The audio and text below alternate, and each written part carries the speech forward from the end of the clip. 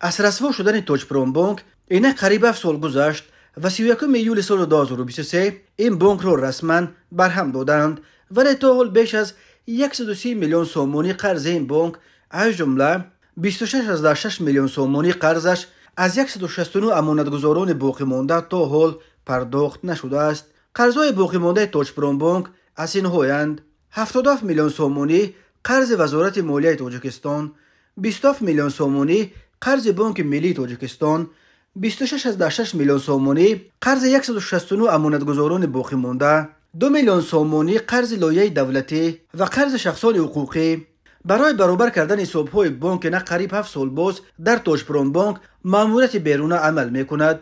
دادگاه اقتصادی شهر دوشنبه 5 سپتامبر سال 2023 شادمان خولف را مدیر مخصوص توچپرومبانک تعیین کرد. خولف از این وظیفه جنجالی دست کشید، ولی 21 سپتامبر دادگاه اقتصادی پایتخت دیگر باره او را به این مقام تعیین کرد و خولف شادمان عملاً میتوان گفت که مجبوری به اجرای این وظیفه آغاز کرد. مدیر نفت تمام ماه اکتبر برای آموختن مشکلات بانک سرگردان بود و ماه نوامبر بالاخره قرار برآورد که به هر امانتگزار باقی مانده توچپرومبانک 400 سومونی برای تقریبا 36 دلار پول جدا میکند.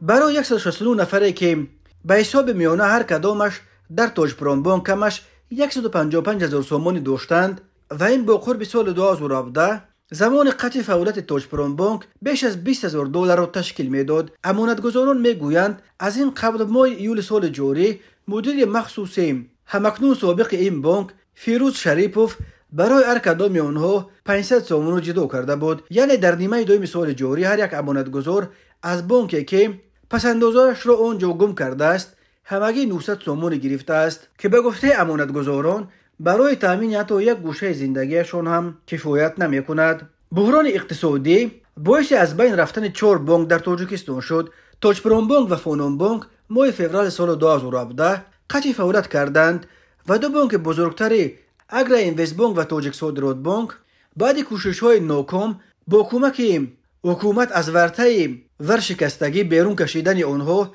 در ماه سال 2021 از 4600 امانتگزار توچپرومبانک بیش از 4400 نفرش با دریافت یک قسم ناچیز پسندازهای خود اکتفا کردند، ولی 169 نفر تا امروز استودگری کرده استودند و حق خود را طلب دارند. امانتگزاران میگویند امکان واقعی پوشاندن تمام قرضهای بانک از حساب فروش اموال حبس شده رئیس پیشین توچپرومبانک جمشید زیایی وجود دارد، ولی نه رهبران بانک ملی، نه رئیس دادگاه اقتصادی شهر دوشنبه و نه سودجه آن دادگاه زلفیه سیدزاده که اجرای جریان برهمدهی توچپرومبانک به دوش او واگذار شده است آنها را قبول نمی کنند و پیشنهادهایش را شنیدن نمی خواهند. 11 بنا و انشاءات سپرده جمشید زیوف رئیس سابق توچپرومبانک ماه دکبر سال 2020 به 8 سال و 6 ماه زندان محکوم شد.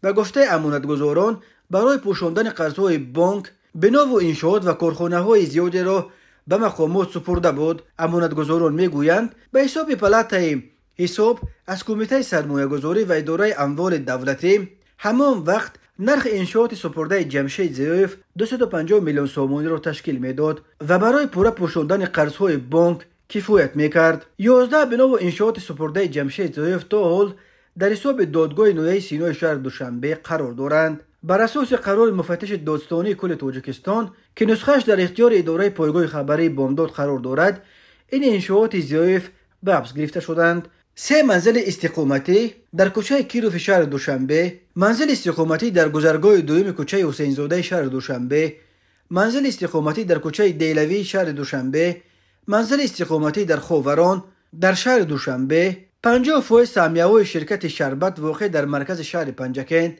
100% سهمیه‌های شرکت تبپ اکوا واقع در خیابان رودکی 201 شهر دوشنبه، 100% سهمیه شرکت تبپ پت واقع در خیابان رودکی 201 شهر دوشنبه، 60% سهمیه‌های شرکت تبپ اکوا و شرکت ارسیکول شهر دوشنبه واقع در خیابان رودکی 201 شهر دوشنبه، 50% سهمیه‌های شرکت عزیز کو التده واقع در گذرگاه دوم کوچه تیتو شهر دوشنبه. امانتگزاران میگویند یکی از خانه‌های مربوط به جمشید زیوف که اولو در جای آن بنای بلندوشانه ساخته استودند در وقتش 3 میلیون دلار ارزش داشت.